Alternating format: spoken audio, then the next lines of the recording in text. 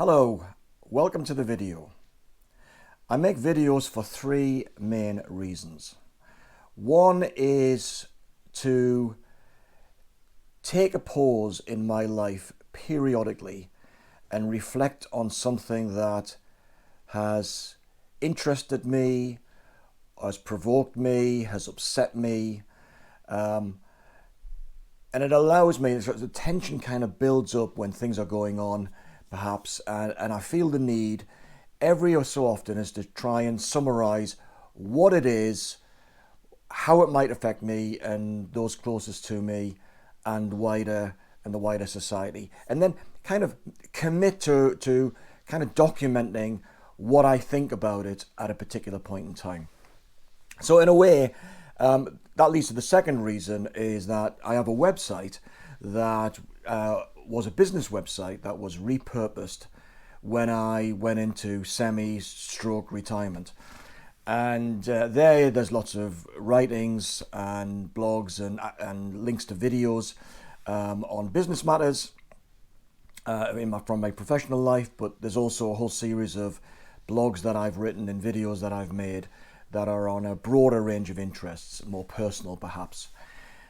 And the third reason is that I make these videos for my girls, and at the moment they're not interested in the slightest about what I have to say on video or maybe in life. They're at that age that they're pushing for independence now, and that's all great, but I think one day perhaps they'll access these videos and kind of reflect on me, what was going on at the time that they were too young to appreciate, but somehow I managed to kind of summarize, and then they might find that useful. But also as a personal interest. I mean, my parents are elderly right now, and they don't have video. There's no video of them when they were younger or even in middle age, and so it's kind of sad really that you can't look back and see what your parents kind of were like and the energy that they had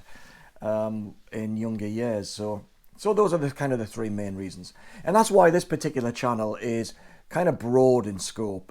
Yeah, sure, I'll talk about music, but I also reflect on current events. I'll do videos when I'm hiking or cycling or on travel adventures.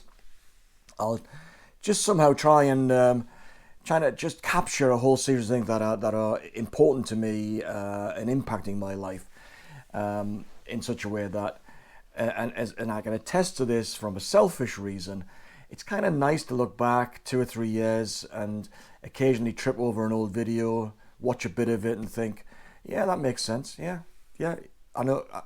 I figured I knew what I was talking about at that particular point in time, or that's an accurate representation and so on. So it's kind of nice to do that. So today, after that long preamble, I'm going to do something a little bit different. I'm going to talk about a book that I've read. And the book I've read is recently just finished, is this one by Ayn Rand called Atlas Shrugged. Monster book, talk about that in a moment.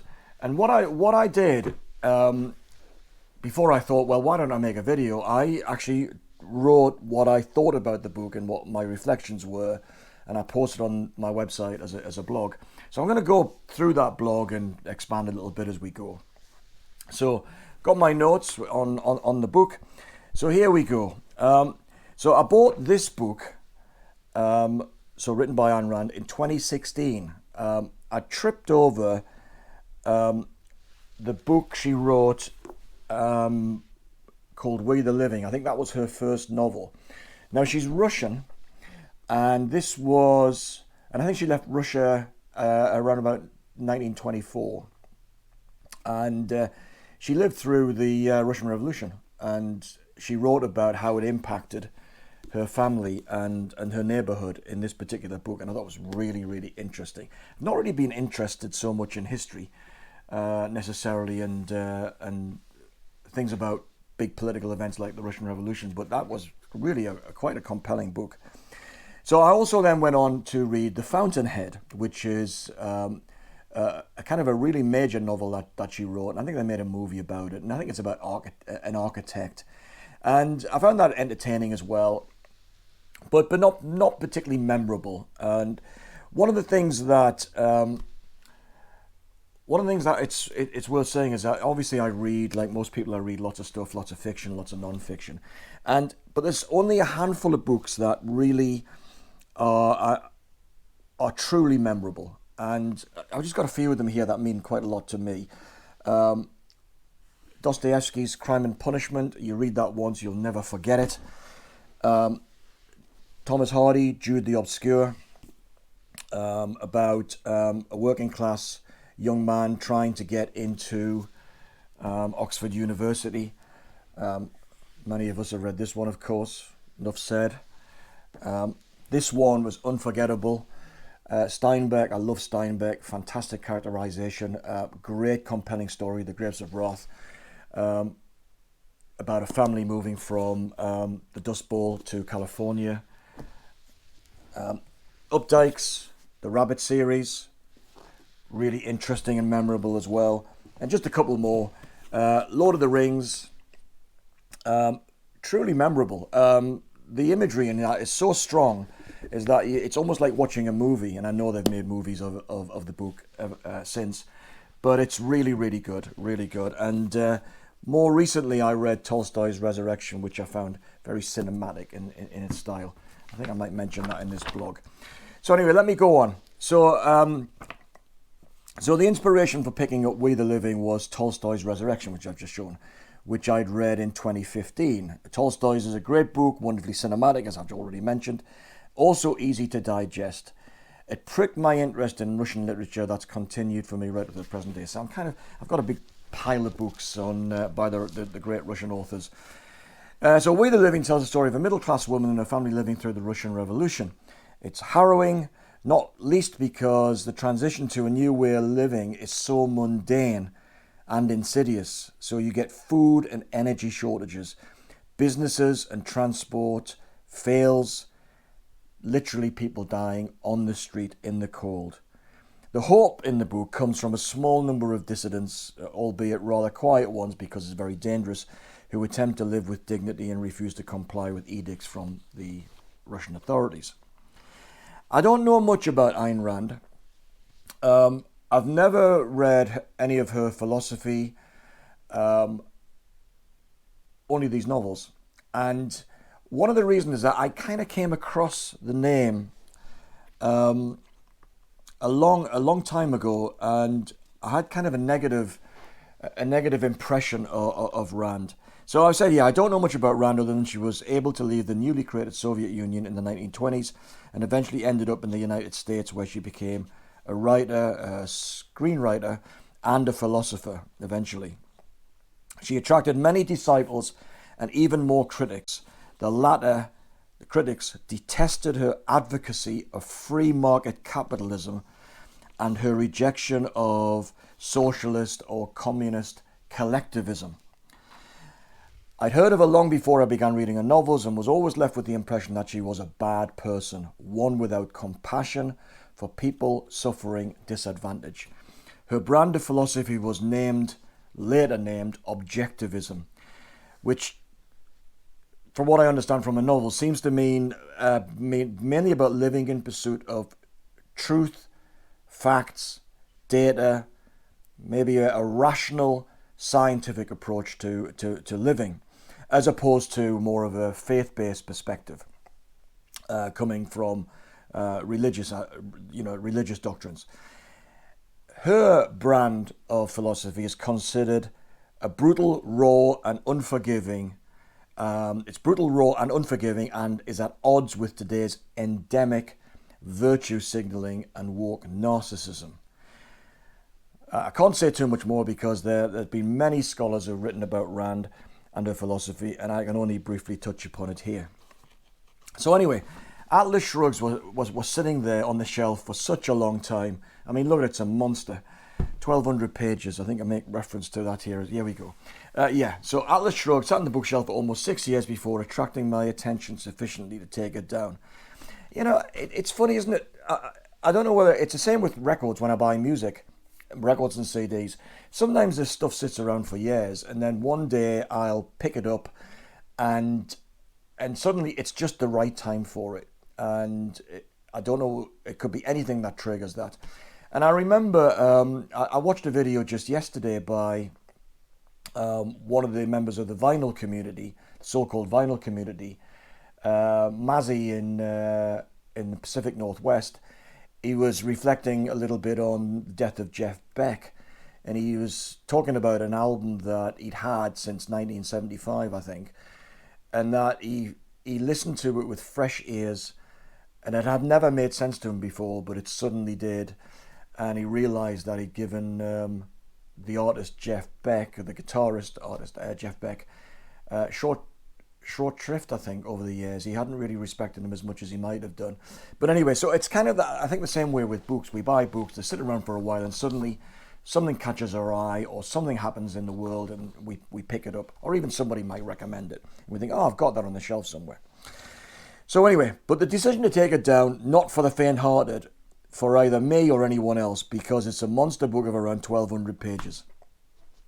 So I decided this paperback copy was too unwieldy. It would fall to bits by the time I get to the end of it. So I spent a few quid on buying the Kindle version just to make reading it a little easier. Not only that, I sometimes highlight sections. And because this has got her philosophy in the novel, peppered through the novel, it's kind of very noteworthy. So there's lots of stuff that you would underline or highlight. So anyway, one thing I can confirm is that the book is definitely memorable. I could do a proper study of the pros and cons of the book, but I'll limit it to a few highlights before explaining the plot. And why I think it's worth making a video about it. So what I didn't like about the book is that it's clunky. The dialogue is often stilted, unrealistic, and overlong. That's another complaint I have of the whole book. Time and again, a character embarks on a speech that lasts multiple pages, with no interruption. One example towards the end of the book stretched to around 70 pages. I mean, my goodness, not for the faint-hearted indeed. I also didn't like the way the book flowed. I felt that Rand was too concerned about inserting philosophical explanations to the extent that these detracted from the storyline, notwithstanding the fact that it's very memorable. I can imagine why she did this, as the novel is so huge, it's like her life's work in a single volume. So the novel, to me, seems simplistic and too episodic, lacking a more organic flow. It's kind of not one of these books that you say you can't put it down, or it's a page turner. It's not like that. But also, like I suggest, it's too long. The ideas and incidents presented in the book are stretched to the limit and surely could have been presented in about 30% fewer pages. So in summary, I find it difficult to heartily recommend this book. So, maybe that's as far as you want to go in this video, if you've made it this far anyway. But I certainly do feel that it's an important book. And for those readers with patience and persistence, and who like big ideas, ultimately it is a rewarding read. So the plot I actually quite like. The book's in 3 sections. The first depicting the USA in the what appears to be the near future, albeit from the perspective of the mid-1950s. The book was published in 1957. In this period, the USA economy is familiar territory, large privately owned corporations led by ambitious, intellectually strong, powerful entrepreneurs. These masters of the universe types have the will and the skills to make things happen. They build businesses, create jobs, and invest in innovation and in production methods and product and service development. I found this section resonated really strongly with me because very early on in the book, it talks about supply chain problems. Now, as a procurement person, my primary career was as a procurement professional. I recognized a lot of the issues about just getting materials to where they need to be at the right time and how difficult that is. And most people haven't the foggiest idea about how complex that is and how many competing priorities that constantly mess with your plans. So I think I'd say it's the most accurate depiction of industry and procurement that I've ever read in a novel. And it's got a little quote from the book here. It says, "The purchasing manager was an elderly man with greying hair, a lean, dry face, and a heart which people said was given exclusively to the task of squeezing every last ounce of value out of a penny or out of a supplier. Anyway, these industry leaders, she considers them really great. She considers them the pillars of society, and according to Rand's philosophy, they are supremely worthy of admiration to the extent that governments should stay out of their way and tap into the product of their wealth creation, but only with a light regulatory touch. And this is kind of where the novel starts to go. Starts to go a little bit haywire. So we have an economy dominated by private sector wealth creators. This is the USA, remember, providing tax revenues in support of wider society. The benefits of which of the tax revenues are far outweigh the costs of having to live with the super rich. One of the things I'm going to suggest is that even though this book was published 65 years ago, it resonates so strongly with what has been happening in the last 3 years that it's scarily prescient. In the first section, the characters of these powerful operators is explored, and we learn about how the country's main rail company is operated by the highly competent Dagny Taggart, who constantly embarrasses her inferior brother despite him holding the highest office in the company. We learn about another character called Francisco d'Anconia, who owns and runs copper mines and such like, mainly it seems in Central and South America, the products of which are major supplies to the US industry. And then there is steel producer Hank Reardon, who has built a hugely successful and efficient steel-making operation, including the development of a radically superior product that is used in the making of railroad tracks, to such an extent that it blows the competition out of the water. And that those competitors have connections in Washington that don't like what's happening with Reardon's innovations and so on. And finally, there's a mysteriously absent character named John Galt, who only appears in person more than halfway through the book. So I'm just going to pause there because I printed some notes out, but I haven't printed the whole thing. So I'm just going to get my iPad and see if I can dig out the... just bear with me. Here we are. Right, let's see if we can get this.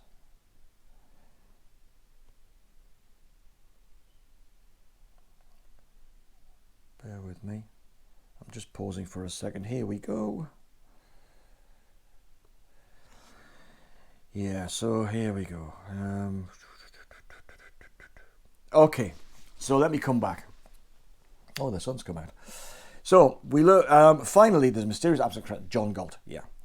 Over time, Washington politicians and bureaucrats begin to resent the success and independence of these major industry players, and they start introducing new regulations that restrain trade and begin to limit that independence.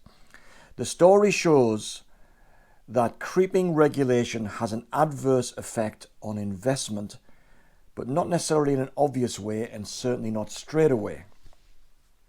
The new regulations are designed to protect competition in the various industry markets by, in effect, protecting less efficient and less viable operators, but also in the name of serving the wider population by promoting a fairer, less unequal environment.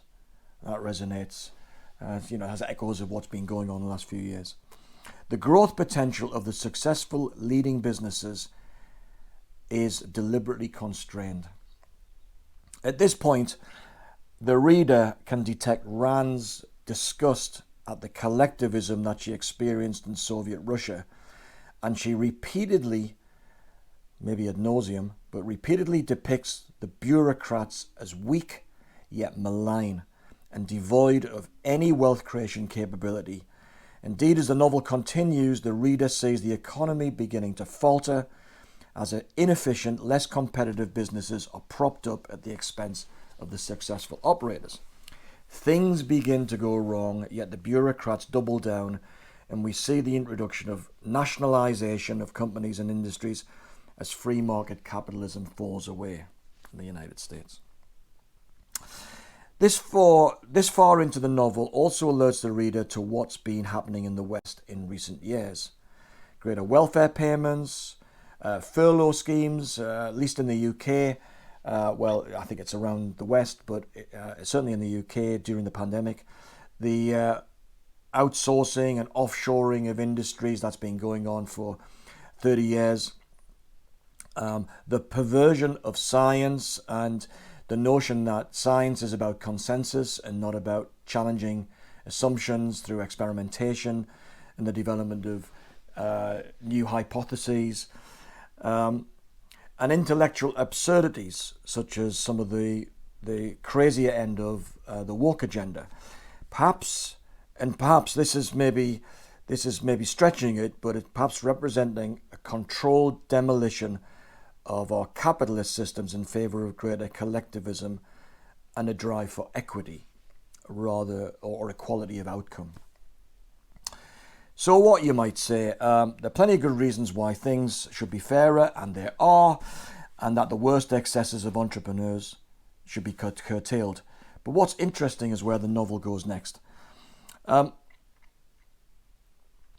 this is the reason why the novel's so long, as Rand's intention was to show how the impact of central control and regulation takes time to become apparent. What we see is the slow degrading of industry and services to citizens and customers. Businesses begin to fail or taken into public ownership, I've kind of mentioned that already, and shortages of key materials mean that even the most efficient businesses also suffer. The impact is that the service to customers in the economy begins to not just degrade, but it begins to unravel. The government begins to panic, and yet it doubles down on regulation, coming up with industry-specific schemes to redistribute revenues and restrict the growth of the best companies. These schemes begin to cross borders into regional regulation as governments collaborate in following this collectivist approach. The People's Republic of whatever in, say, South America all follow the same approach, each country seeing its own industries decline. So you've got, I'm not sure you would describe the European Union as an example. It's not, obviously wasn't around in 1957. Certainly not in the form it's become. But there's this talk of international cooperation and collaboration and common regulations across broader territories than just a single country here. So as these industries decline, a number of accidents and events occur. I'm not going to say much about that accelerate the decline, leading to even more government intervention. And we begin to see property rights attacked. Soon afterwards, industry leaders and entrepreneurs begin to disappear, seemingly off the face of the earth. The first impression is that they've been eliminated as their businesses have been seized by the governments and the government and regulators, but this proves not to be the case. But I'm not going to say anything. There's no spoilers. At the time of writing this review, this is me now, right now. At the time of writing this review, the UK government is increasing regulation and taxation to levels that are the highest in over 70 years, almost as if it's rejecting the principles of entrepreneurship, innovation, investment, risk-taking, even capitalism itself.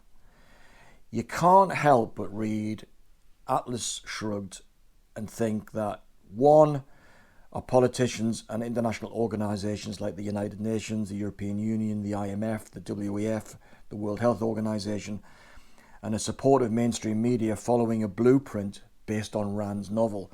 I'm reading this and my jaw's dropping on a periodic basis. I'm thinking, hang on a second, this was written in the 50s. This is like a manifesto for how not to run a country. But anyway, I guess that's why I'm talking about it today. But the second thing is that the book should be essential reading for anyone in a political or regulatory role, to serve as a warning against when good intentions cross a line into economic and societal damage. Anyway, Rand's novel depicts Rand's novel depicts societal collapse as entrepreneurs and the most competent industrialists withdraw their labour. Investment dries up and whole industries collapse. People begin to starve. Riots break out and government leaders contemplate throwing in the towel on all their collectivist ambitions. And so if you want to know more about the plot, you've got to read the book. What shocked me about the book, and I've alluded to this already, is how relevant it might be today. Who knows what's going to happen or what the intentions of our governments are? It just seems that the battle for ideas and civilization that are at the heart of this novel have to be fought for all over again, perhaps in every generation. And let me just say something about what I kind of have deduced about this notion of objectivism. So Rand, she's often criticized for promoting the notion of selfishness versus altruism. So on the one hand, at the extremes, you've got the psychopathic, selfish, industrialist perhaps, who is not concerned about wider society, lives in gated communities perhaps today, does what they want, wants to rule the world, doesn't give a damn about anyone else. And then you've got the altruist at the other extreme who believes in something approaching socialism or even communism. So a real collectivist approach. We basically we tax the rich in order to support the wider society. And both outlooks have merit, and of course. Now the criticism of Rand is that what she does is people say that she's an advocate of real selfish behaviour, but that's a misrepresentation as I understand it, because I think what she's really, her intention is for people to pursue rational self-interest. And the byproduct of that rational self-interest is that there are also benefits to the community and to wider society. Now, and she's associated with right-wing politics, particularly in the United States, and so on. So when I think about people I know and myself, I've got a good friend, a really good friend who I really respect, who is kind of a campaigning left-winger. He's definitely for helping the disadvantaged in society, and he's one of the most generous, in fact, if not the most generous person I've ever met. So his heart's kind of in the right place, but he's also he puts his money where his mouth is. But he's also, in my judgment, rationally self-interested. He once said to me that his goal in life was to live a big life. And by that, it wasn't about amassing loads of riches and lording it over people. It was much more around how living a life of real purpose and with real intention to make an impact on the people he met or he meets, and in his professional life have an impact on a whole load of people in the professional realm. And I think you can hold these the collectivist, the altruist, and the rational self-interested person. I think we can hold those two ideas in our heads without going to either extreme. And I think where Rand is criticized because it's just too easily caricatured as someone who says, I don't give about society. Remember the famous, was it a misquote about Thatcher saying there's no such thing as society? She probably read Rand. But I think it's a misrepresentation. And I think if you live with real purpose and intention and try to live the best life you possibly can, the byproduct of that will enhance your relationships in your community and to wider society. And that will be good for everyone. But anyway, that's kind of where I think objectivism is. So I'm just going to close off really, just by a few final comments here.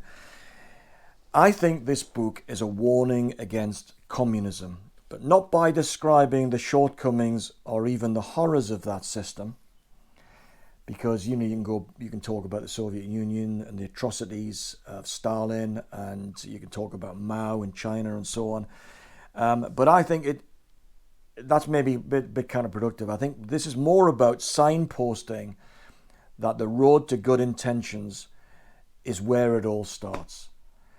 Because it's hard to argue against trying to help other people. Nevertheless, Atlas Shrugged is a serious undertaking, and maybe I'd say it's a flawed masterpiece. It's a massive book that requires dedicated effort to get through the overlong passages that almost sink the novel. But I felt that the effort was worth it. And I urge anyone who has the stomach for such an undertaking and who's interested in how politics and the economy works and wishes to understand how centrally controlled societies come about, give this book a chance. So that this book is still in print is in itself a significant endorsement. So let me just put it this way. It's not the best book I've ever read. It's not even close to being the best book I've ever read. The ideas within this book are presented in an overlong,